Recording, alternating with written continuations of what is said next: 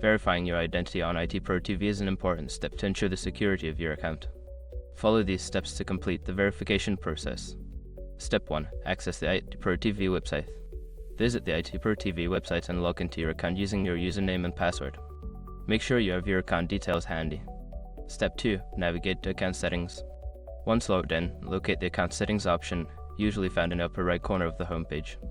Click on it to access your account management options. Step 3. Find the identity verification section. Make sure your information is protected first.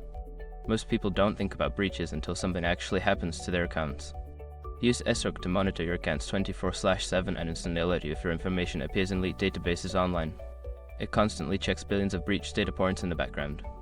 And considering how much personal information people keep online now, it's honestly worth having. Link in the description. Step 4. Provide required information.